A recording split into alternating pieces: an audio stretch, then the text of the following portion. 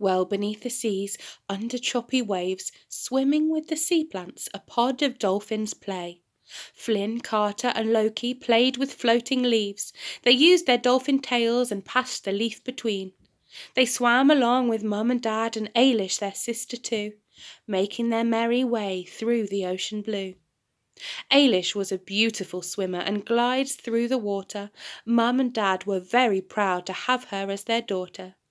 Aylish broke through the water and showed her gymnastic skill. She did a backwards leap and it gave her quite a thrill. She spent her days leaping and other dolphins watched impressed. Of all the dolphin somersaulters, she was the very best. One day, as she finished her tricks, a tiny fish caught her eye. The fish had got caught in a net. Aylish felt sorry for the little guy. She saw him wriggling, and try as he might, he just couldn't get free. She heard a tiny little cry, and it said, "Someone please help me." Aylish got closer and tried, but couldn't move the net. As the fish kept trying to swim off, she said, "I haven't got it yet." She called over her brothers and asked Mum and Dad for help. Tangled around the net were lots of streams of kelp. Her brothers got to work undoing the seaweed too, but the net still wouldn't move. Aylish didn't know what to do. Then suddenly an idea came to Aylish's mind, and she spoke to the very first crab she could find.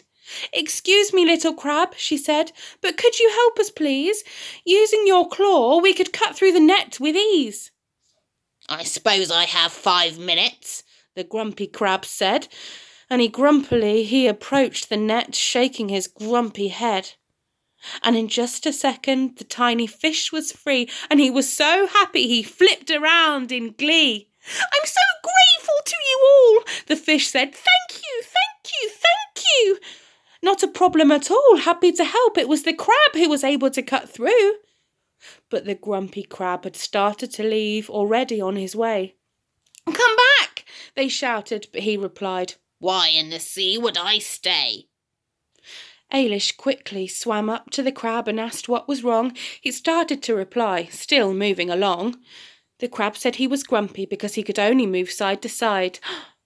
When another great idea came flying to Aylish's mind.